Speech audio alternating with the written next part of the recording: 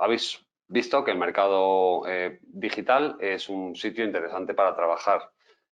Y lo primero que os tenéis que plantear es en qué parte del sector digital queréis trabajar, porque digital es una palabra que engloba muchas cosas muy diferentes. Digital puede ser un desarrollador frontend, pero digital puede ser un especialista de marketing digital, o puede ser un administrador de base de datos o un consultor de SAP. Es decir, hay millones de posibilidades dentro del mundo digital, ¿vale? Y eso es lo primero que debéis plantearos.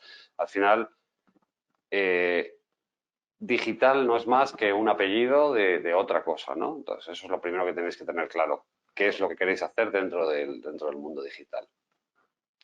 Y efectivamente, el sector digital tiene cosas buenas y cosas malas, ¿vale? Las cosas buenas es que el paro en el sector digital en España es básicamente inexistente. Pues en las últimas cifras que teníamos publicadas hablábamos de un paro del 5,9% en el sector digital, lo cual es básicamente pleno empleo. Para que os hagáis una idea, este es el porcentaje de paro en Europa. Paros del 5,9%, pues son Alemania, son los países nórdicos, es decir, que el sector digital, en ese sentido, está muy alejado de lo que de la imagen del mercado laboral que tenemos de España, ¿no? Que es un mercado eh, con mucho contrato temporal, con poca calidad de empleo, con un porcentaje de paro relativamente alto. En el sector digital nada de eso tiene nada que ver con la realidad, ¿no?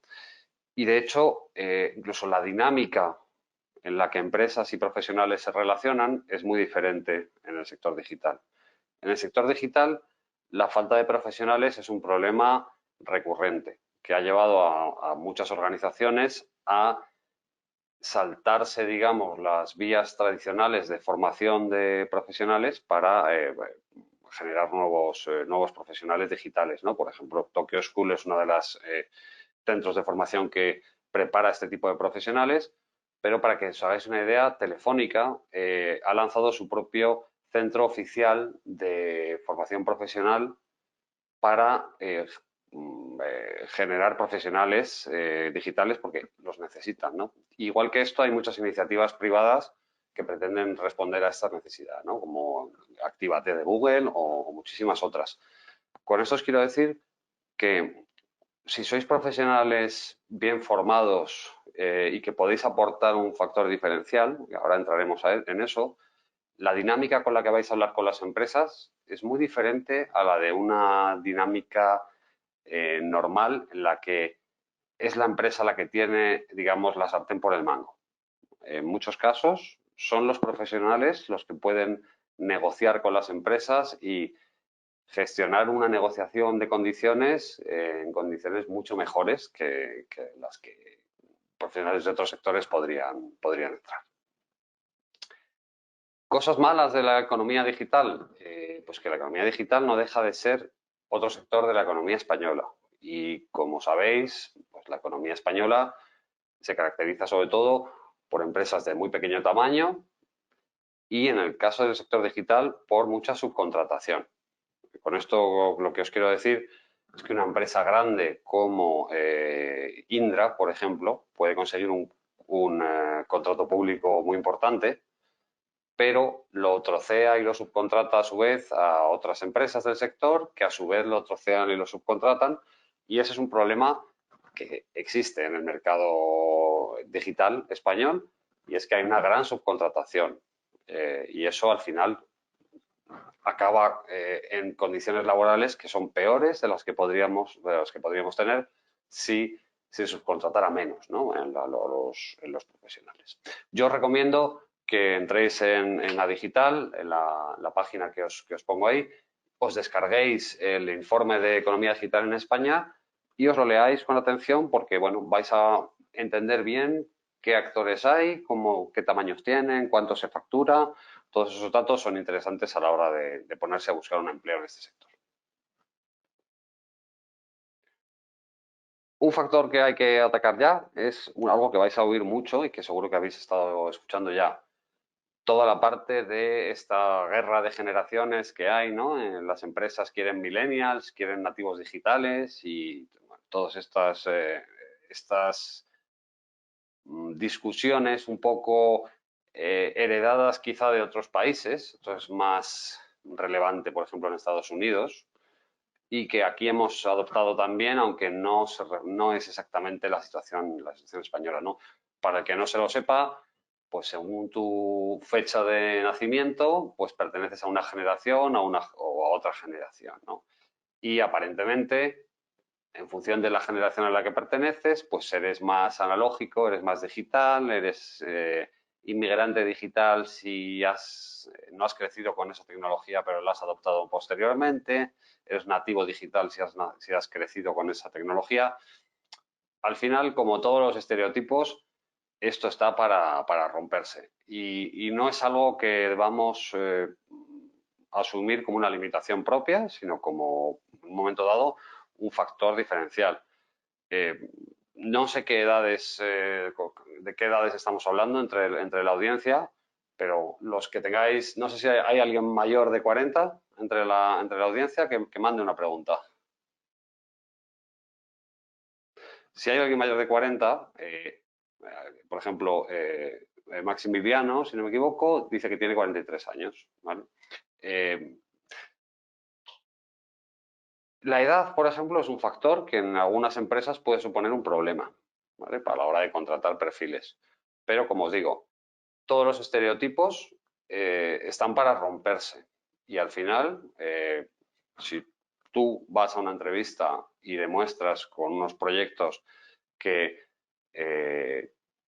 tienes las capacidades y la iniciativa que se pide de ti, ninguna empresa te pondrá ningún problema, ¿vale? O sea que no nos dejemos limitar por todo este tema de los nativos digitales, los millennials y demás. Como decía, ¿no? Al final lo que tenemos que hacer es que las empresas se queden impresionados de lo que puede conseguir una persona independientemente de su edad. Y adicionalmente, que independientemente de su edad, independientemente de su formación. La tecnología es uno de esos campos en los que importa más lo que sabes hacer que lo que has aprendido o la formación que tienes, ¿no? Una persona que haya estudiado filosofía y luego se dedique a la programación no tiene ningún obstáculo para ser tan bueno como cualquier otro, ¿vale? Esto no es medicina, que la formación es esencial porque si no, no sabes qué es lo que tienes que hacer, ¿no? La tecnología es un campo mucho más democrático en el sentido de que está abierto a cualquiera, y que cualquiera que tenga suficiente interés puede llegar a donde se proponga. Vale, vamos a revisar un poco las preguntas. Por ejemplo, Maximiliano dice que su carrera es de marketing, pero que él lleva programando desde siempre, ¿vale? Rosa tiene 53 años y está notando, entiendo, la dificultad a la hora de acceder a puestos tecnológicos por temas de edad, ¿vale? Anne-Marie tiene 51 años, de Tenerife. Al final, la edad no es un problema para esto. Esto no es un tema físico. No se trata de descargar camiones. Esto se trata de utilizar nuestras habilidades de resolución de problemas y nuestras habilidades creativas, porque la parte tecnológica tiene un componente creativo importante para intentar resolver los problemas que se nos plantean. Así que esto está abierto absolutamente a cualquiera. Vamos allá. Del SEO al CSEO. ¿Qué significa esto? El SEO, sabéis lo que es todos. El SEO es posicionar una página para que aparezca entre los primeros resultados cuando lo buscas en Google, ¿no? Pues nosotros tenemos que hacer el CSEO, el Candidate Search Engine Optimization. Tenemos que optimizar nuestro currículum para que aparezca cuando los reclutadores nos busquen. Porque en el sector tecnológico, por lo que os contaba previamente, de que hay una necesidad de candidatos y de profesionales muy, muy fuerte, los profesionales de recursos humanos buscan siempre activamente a los profesionales tecnológicos. Y nosotros tenemos que estar seguros de que nuestro currículum aparezca cuando nos estén buscando, ¿vale? ¿Cómo? Tenéis que tener en cuenta que el primer filtro siempre de una búsqueda de un profesional en casi cualquier empresa, os diría, va a ser una persona de recursos humanos. Y esa persona de recursos humanos, en muchas ocasiones, no sabe exactamente qué es lo que está buscando. Es decir, no es un especialista tecnológico y no sabe muy bien si JavaScript o HTML o CSS es una tecnología o es otra. A estas personas les han pasado un perfil, una descripción de un perfil, normalmente se lo pasaría pues, el director de sistemas o el director del departamento, y esta persona se encarga de publicarlo en los portales de empleo o hacer las búsquedas que consideren necesarias para encontrar a ese profesional, ¿vale? Por eso, la descripción de los perfiles en un anuncio de empleo nos dice mucho de cómo podemos optimizar nuestro currículum para que aparezca en las búsquedas. Es tan sencillo como que si están buscando un desarrollador web, como la tecnología Node.js, y en nuestro currículum no aparece Node.js, casi seguro que no vamos a pasar el primer filtro, ¿vale? Hay que adaptar obligatoriamente. Un segundito, que me he pasado. Hay que adaptar necesariamente nuestro currículum a la descripción de la oferta en la que estamos interesados, ¿vale? Entonces, primer paso, tenemos que estar, a ver si me funciona el ratón, tenemos que estar presentes en las plataformas donde nos vayan a buscar los reclutadores. LinkedIn, por supuesto, nosotros somos competencia de LinkedIn, pero LinkedIn es un sitio donde hay que estar, ¿vale? Pero también Tecnoempleo, también portales especializados en el sector en el que queramos estar, ¿vale? Tenemos que estar ahí porque ahí es donde nos van a buscar los profesionales de recursos humanos. Incluso nosotros, por ejemplo, tenemos una opción para que se cree un perfil público con tu nombre, de manera que si alguien busca a Juan José García Navarrete, va a aparecer su currículum en los resultados de Google y una opción de que le contacten, ¿vale? Todo eso tenemos que mantenerlo activo y mantenerlo actualizado nosotros, ¿vale? Porque no hay nada que diga menos cosas positivas de un profesional que ver un currículum cuya última actualización fue hace 2 años, ¿vale? Eso demuestra poco interés y pocas ganas de dedicar el tiempo necesario a tener estas cosas en marcha, ¿vale? Entonces, bueno, un segundito, quito esto de aquí. Esencial, crear y mantener actualizado perfiles públicos. LinkedIn, por supuesto, pero también en otras plataformas. No nos conformemos con LinkedIn, porque primero hay profesionales tecnológicos, hay profesionales de recursos humanos que no tienen acceso a las herramientas de búsqueda de LinkedIn, ¿vale? Y bueno, LinkedIn tiene sus problemas también. Entonces, invirtamos tiempo y esfuerzo en estar presentes en todas las plataformas interesantes, ¿vale? Seamos encontrables, y esto es importante. Todas las plataformas te dan diferentes opciones de privacidad para que las empresas te puedan encontrar o te puedan buscar. Si nosotros estamos ocultos o estamos en modo privado, no nos van a encontrar. Y eso es algo que no nos interesa. Al final, en todo el tiempo que yo llevo como CEO de Tecnoempleo, las empresas no acceden a los datos de los candidatos para cotillearlos o para hacer nada relacionado con la privacidad de sus datos. Acceden porque están buscando profesionales. Es decir, que el miedo a mis datos están en Internet.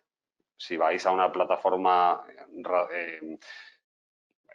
de fiar, digamos, como puede ser LinkedIn o puede ser Tecnoempleo, no tengáis ningún problema, no penséis que vuestros datos están expuestos, ni que van a ser robados, ni nada por el estilo. Con plataformas de fiar, ¿vale? Eso es importante que lo sepáis. Y una parte muy importante es que seamos conscientes de que no hay diferencia entre nuestra persona personal y nuestra persona profesional. ¿A qué me refiero?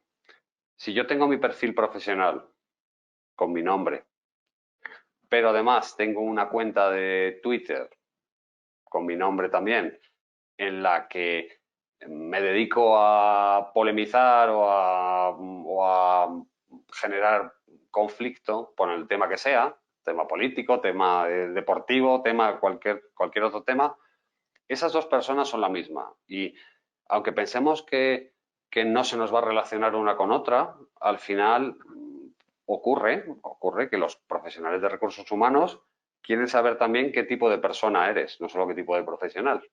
Y pues, si encuentran tu perfil personal y en ese perfil personal demuestras que eres una persona que no parece fácil para trabajar con ella o que puede ser una persona conflictiva en cierta forma, eso nos puede perjudicar y no sería el primer caso de procesos que se acaban cancelando porque el Departamento de Recursos Humanos de la empresa ha visto que ese profesional es en su vida personal pues una persona poco recomendable para trabajar con ella. ¿Vale? Entonces, todos tenemos derecho a opinar, todos tenemos derecho a tener nuestra presencia pública, pero tenemos que ser conscientes de la responsabilidad que eso supone.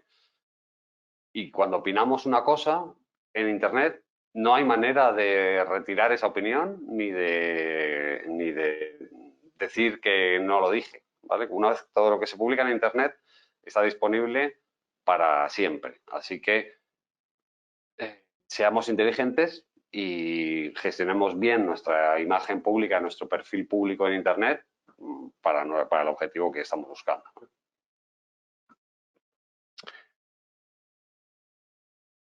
¿Cómo podemos superar el primer filtro? Como lo que yo decía, ¿no? El primer filtro siempre va a ser una persona de recursos humanos que normalmente no sabe exactamente qué significa el perfil que está contratando, ¿no? A menos que la empresa sea muy pequeña, en la que sea el propio responsable técnico el que haga la selección, normalmente el primer filtro va a ser una persona de recursos humanos. Esta gente de recursos humanos, yo no he conocido a nadie que esté relajado y que no tenga 12.000 cosas a la vez, porque además de hacer la selección, normalmente se encargan de todos los temas laborales, de todo el tema de nóminas, de todo el tema de incorporaciones, altas, bajas, con lo cual es gente que normalmente le dedica a los currículums muy poco tiempo, ¿vale? Hay una imagen muy interesante, que es esta, que dice cómo ve un profesional de recursos humanos el perfil de un candidato, ¿vale? Y si os fijáis, lo primero que ve es la foto, ¿vale? Eso es una respuesta natural del ser humano. Nos interesan las caras de la gente y las caras que vemos. Así que, primer punto que tenemos que tener en cuenta, una foto de currículum bien hecha y profesional. Profesional me refiero, si queremos ir a un estudio a que nos la hagan, no es mala inversión, ¿vale? Si no, no hace falta ir a un estudio. Con que alguien nos haga una foto bien iluminada, con un fondo neutro, evitemos fotos como las que vemos nosotros todos los días en Tecnoempleo, en las que aparecen más de una persona en la misma foto, o dentro del coche, o qué sé yo, o la típica foto en la que se te ve claramente que estás de boda, porque esas fotos se notan. Entonces, hagámonos una foto buena, ¿vale? Y una foto profesional. Ya os digo que invertir en un momento dado una cantidad de dinero razonable en una foto profesional para nuestro currículum puede ser una buena inversión, ¿vale? Y luego, el profesional de recursos humanos va a hacer una lectura diagonal del currículum, ¿vale? Y su mirada se va a ver atraída por todo aquello que esté esperando leer. De nuevo, si yo me estoy presentando a un proceso de SAP, la palabra SAP es lo que va a atraer la vista del profesional de recursos humanos. Si no lo ve en el primer tercio del currículum, probablemente no siga leyendo. Entonces, en ese sentido, hay que ser inteligente y hay que adaptar el currículum al puesto al que estamos aplicando. Esto es importantísimo. no tenemos más posibilidades de conseguir un empleo por enviar más currículums. Tenemos más posibilidades de conseguir un empleo si adaptamos el currículum que tenemos al puesto al que lo estamos enviando. Y esto es muy importante que seamos conscientes, ¿vale? Si yo tengo un perfil que puedo aplicar a dos puestos y son dos puestos diferentes, necesito tener dos versiones del currículum, adaptada cada uno al puesto al que se lo voy a enviar. Porque nosotros, nuestra misión ahora, en esta primera fase del proceso, es pasar el filtro. Es que el profesional de recursos humanos coloque nuestro currículum en el montón de gente a la que llamar. ¿Vale? Y eso es importante. Otra parte muy importante del proceso de selección es pensar a quién conocemos dentro de la empresa a la que queremos aplicar, ¿vale? Y aunque pensemos que no conocemos a nadie, al final siempre hay alguien que puede decir algo bueno de nosotros, ¿vale?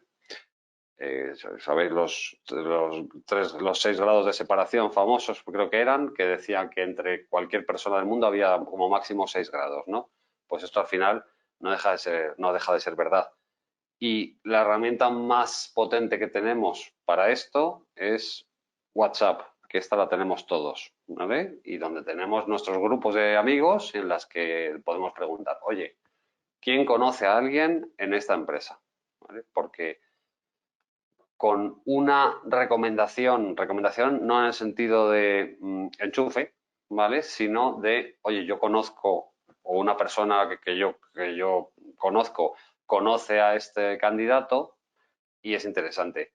Pensar que el profesional de recursos humanos tiene en la mesa 50 currículums, ¿vale? Para él o para ella es mucho más sencillo hacer una selección sobre los 10 de los que alguien le ha dado alguna referencia, ¿vale? Que estar llamando a currículums a puerta fría, por así decirlo, ¿vale? Así que siempre busquemos a quien conocemos y quién puede hablar bien de nosotros. Vamos a ver. Hay que ser social. ¿Social qué significa? Hay un montón, por ejemplo, de comunidades de desarrolladores y de gente a los que le une un interés común sobre un tema concreto. Por ejemplo, esta .NETers es una asociación de Zaragoza de profesionales de .NET. ¿Vale? ¿Esto para qué nos sirve? Nos sirve para empezar, para aprender y seguir aprendiendo todos los días. ¿Vale? Y eso es una cosa que luego vamos a hablar, pero es esencial en el sector tecnológico más que en ningún otro. ¿Vale? Además, nos permite ir a una entrevista de manera completamente diferente al de alguien que ha hecho una formación y no tiene nada más que esa formación, ¿no? Si yo pertenezco y contribuyo activamente a cualquiera de estas asociaciones o a cualquiera de estos grupos, tengo muchos más argumentos a la hora de ir a una entrevista y contarle al profesional de recursos humanos por qué tengo que ser yo el que dé el siguiente paso en este proceso, ¿vale? Y sobre todo nos va a permitir crear una red social y una red de contactos que nos va a ayudar mucho en este momento y a lo largo de toda nuestra carrera, ¿vale? Como siempre, para estas cosas hay que contribuir, no solo es tomar de la asociación, sino también contribuir y colaborar, ¿no? GitHub, si estáis en el mundo tecnológico, vuestra red social, por así decirlo, es GitHub. Tenéis que tener un perfil de GitHub, tenéis que seguir a gente que os interese su trabajo y tenéis incluso que vosotros mismos aportar vuestro granito de arena y vuestro código para que otra gente pueda resolver problemas, ¿vale? Esto es un indicador muy bueno del que realmente considera la tecnología como algo que le interesa más allá de un simple puesto de trabajo, ¿vale? Y es que eso marca la diferencia. Al final, como empresa, siempre vas a querer a alguien al que le interesa el tema de tecnología, más allá de alguien que sea meramente un trabajador al que le digas, haz esto y lo haga, ¿no? Siempre quieres tener a gente que aporte un poquito más. Y un perfil activo de GitHub es una credencial muy interesante para presentar ante una entrevista. Porque al final, todo esto consiste en ser diferentes. Es decir, hay que pensar desde el punto de vista del profesional de recursos humanos, que encuentra 10 currículums de 10 personas que han hecho una formación de desarrollador frontend, unas más conocidas, otras menos. Pensar que nadie conoce todas las escuelas de formación tecnológica, porque es imposible, hay tantas que es imposible conocerlas. Algunas son de más prestigio, otras menos, pero pensar que al final esa persona se encuentra, ese profesional de recursos humanos tiene 10 candidatos, todas con una formación o un bootcamp de frontend. ¿Qué es lo que hace que opte por unos o por otros? Pues lo que les haga diferentes. Y eso puede ser, por ejemplo, si tú tienes un equipo de fútbol con el que juegas todos los sábados, pues que hayas creado una aplicación para el móvil con la que os ponéis de acuerdo con los horarios y seguir el resultado de los partidos. O en el colegio de tus hijos has ayudado a montar una página para que las notas de los niños estén disponibles. Todos esos proyectos que hacemos no como resultado de nuestra actividad profesional, sino por interés propio, es lo que nos hace diferenciarnos de otros candidatos que básicamente tienen una formación, pero no tienen una experiencia real. Y es que eso es el factor más importante de cara a diferenciarnos, ¿vale? Nada supera a la experiencia real. La formación es esencial, ¿vale? Eso está claro. Y la formación de prestigio es mucho mejor que la formación más normal, pero nada enseña tanto como encontrarte con las dificultades del mundo real cuando al iniciar un proyecto. Y esas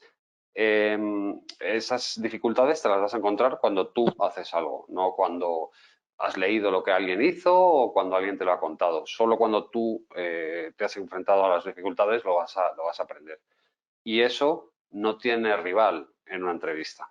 Es decir, si yo como profesional de recursos humanos hago 2 entrevistas, una persona me cuenta la formación que tiene y el otro me cuenta que tiene esa misma formación y que además ha desarrollado esto en su tiempo libre y que se ha encontrado con estos problemas y los ha resuelto, está clarísimo ya con quién voy a continuar el proceso, ¿vale? Entonces, tenemos que tener algo diferencial en nuestro currículum.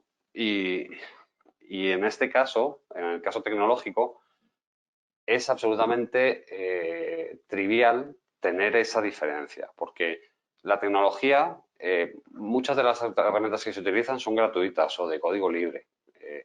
No necesitamos tener un servidor propio, hay servicios que nos dan algo de espacio.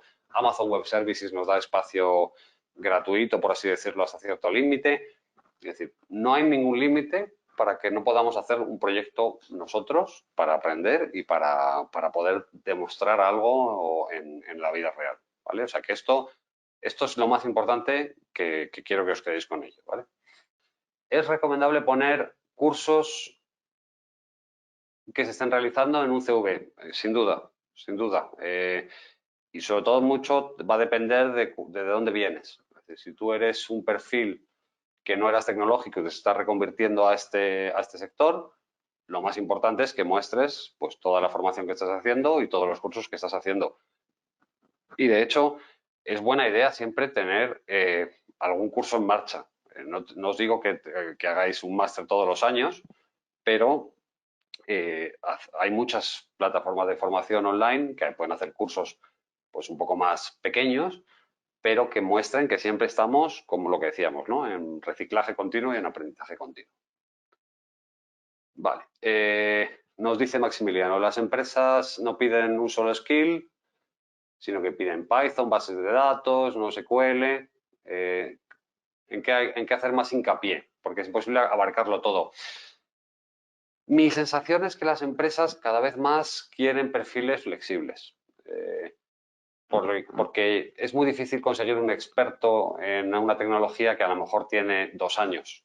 Entonces, lo que quieren es gente que sea capaz de, con una base mínima, ¿vale? Buscarse la solución a problemas que vayan encontrando. Entonces, por ejemplo, lo que pregunta Maximiliano es interesante. Piden Python y bases de datos. Pues, ¿por qué no crear nosotros nuestro propio proyecto que incluya las dos cosas, ¿no? Y así aprenderemos de Python y de bases de datos. Tenemos 1000 opciones para practicar este tipo de cosas y siempre es mejor hacerlo en un proyecto global, un proyecto completo, que no simplemente aprender Python o aprender bases de datos, porque es lo que os decía antes, por más que aprendamos la teoría de la base de datos, hasta que no lo pongamos en marcha en la vida real, no nos vamos a encontrar con los problemas que son los interesantes ahí, que es que hay que aprender. Nos pregunta Tomás, ¿es una carrera importante? A ver, no sé si te estoy entendiendo. Tomás, ¿es una carrera importante para conseguir un puesto tecnológico? No sé a qué te estás refiriendo ahí. A la carrera universitaria.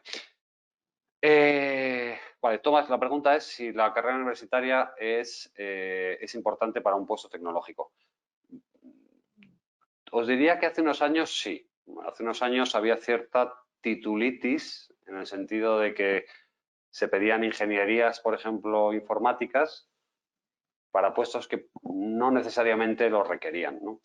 Cada vez menos. Yo creo que las empresas valoran mucho más la capacidad del candidato de demostrar que se ha encontrado con lo que necesita hacer en la empresa, en el mundo real, más allá que una formación que, por ejemplo, en el caso de las carreras universitarias, no deja de estar un poco desconectada de la realidad del mundo empresarial. O sea que yo creo que cada vez menos la titulación universitaria es importante.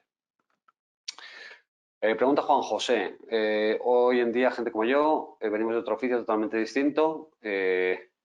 ¿Cómo de difícil lo tenemos para una oportunidad laboral? Viendo que las ofertas piden siempre experiencia y si no trabajamos es difícil conseguirla.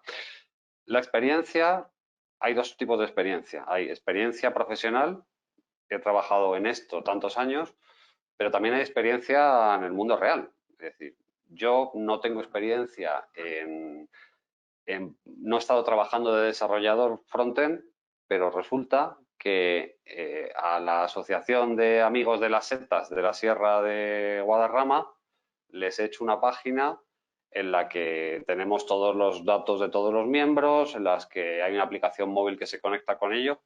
Eso es experiencia y es experiencia más válida que cualquier formación que podamos presentar.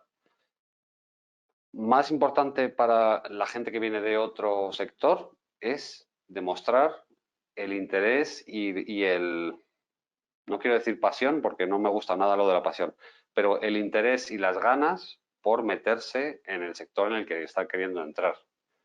Y me dice mucho más de tus ganas si has estado haciendo un proyecto para poner en práctica lo que has aprendido, que si simplemente has hecho un curso y con eso pretendes conseguir un empleo. Vale, estoy tratando de crear un negocio propio. ¿Recomendable ponerlo en el CV? Sin lugar a dudas. Rubén pregunta. Sin lugar a dudas. De nuevo, volvemos a lo mismo. La experiencia en el mundo real es insuperable. Y luego, pues, intentando crear un negocio propio, se van a aprender un montón de cosas y esa experiencia es muy válida para cualquier cosa. Y no debe ser contraproducente para nuestras posibilidades de conseguir un empleo, más todo lo contrario. Al final, piensa, ¿qué dice de ti, Rubén, que estás intentando crear tu propio negocio? Que tienes iniciativa, que te sabes organizar el tiempo, porque si no es imposible, que te sabes buscar las soluciones a los problemas que vas encontrando. Todo eso es interesante para un profesional de recursos humanos. Pregunta Jesús, ¿cómo podemos saber o dónde podemos consultar hacia dónde navega el mercado tecnológico de cara a formación o mejores oportunidades laborales? Casi todas las plataformas de empleo y las asociaciones tecnológicas van emitiendo informes periódicamente sobre hacia dónde van los tiros, ¿no? Y muchos informes de las tendencias tecnológicas del año 2020, pues Big Data, realidad virtual, cosas de estas. Hay mucha información, hay que ponerlo en contexto todo, porque a veces nos volvemos todos locos con el blockchain, por ejemplo, y resulta que no hay nada por detrás, ¿no? Entonces, una cosa interesante puede ser mirar en las plataformas tecnológicas como en Tecnoempleo y ver de qué son los empleos que se están pidiendo, ¿no? Porque resulta que blockchain sale mucho en los periódicos, pero no hay ninguna oferta publicada de blockchain. Eso ya nos dice algo, ¿no? Eso nos dice que ese ruido viene por otro lado que no es la parte del empleo. Entonces, yo recomiendo estar siempre atentos a todos los informes que van surgiendo del sector tecnológico y ponerles una capa de realismo viendo las empresas qué tipo de profesionales necesitan, ¿vale? Que eso es importante. Nos dice Anne-Marie que no entendió la pregunta de la persona que intenta realizar su propio negocio. Sí, Anne-Marie, lo que preguntaba Rubén era si era buena idea poner en nuestro currículum que estábamos intentando crear nuestro propio negocio, aunque estemos buscando un trabajo en una empresa, ¿vale? Y yo le decía que sí, porque al final eso demuestra que somos un tipo de persona que es muy interesante para la empresa, ¿vale? O sea que es interesante, de nuevo, mostrar que aportamos algo más que una simple formación y que estamos esperando que con eso consigamos un empleo. ¿Vale? Más preguntas. Es importante ver qué piden las empresas, pero hay que tener en cuenta que muchas de ellas, sobre todo las grandes, adoptan nuevas tecnologías con algo de retraso. Sí.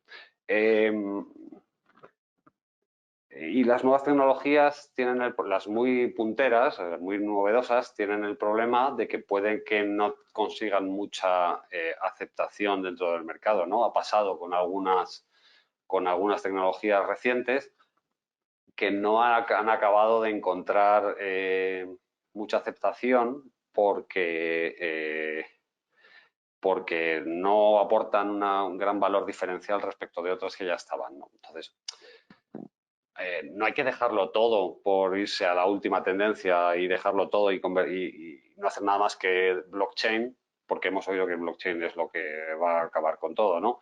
Hay que poner las cosas en contexto y ver un poco por dónde van los tiros y sobre todo habla mucho de las empresas en lo que quieren invertir dinero. Y al final contratar a un profesional es invertir dinero, ¿no? Entonces, si las empresas no están adoptando una tecnología muy reciente, probablemente es que no les aporta suficiente. Rosa nos dice que es bueno decir en el currículum que estás reinventando. Yo es que siempre he creído que un perfil muy variado en el sentido de que es alguien que ha hecho una cosa completamente diferente y ahora se está metiendo en un tema tecnológico, aporta mucho más que alguien que no ha hecho nada más que tecnología. Porque al final todo suma y te da un punto de vista muy, muy interesante y muy diferente. Hay muchas empresas que buscan gente que no tenga nada que ver con el sector en el que el sector en el que se mueve la empresa, porque al final, si eres una farmacéutica y solo contratas gente de farmacéuticas, no vas a tener buenas prácticas de otras industrias que tú no tienes, ¿no? Entonces, y sobre todo, tu currículum es el que es y no te lo vas a inventar. Si tú has estado trabajando en el sector del diseño gráfico y ahora quieres ser programador web, no, eso tienes que contarlo. Es decir, no puedes ocultarlo y tampoco hay nada que ocultar. Así que yo creo que es muy positivo porque una vez más demuestra el tipo de persona que somos, ¿no? O sea, que ahí, Rosa, yo no tendría ningún problema en dar todo el contexto que haga falta y el explicar dónde estás en cada momento.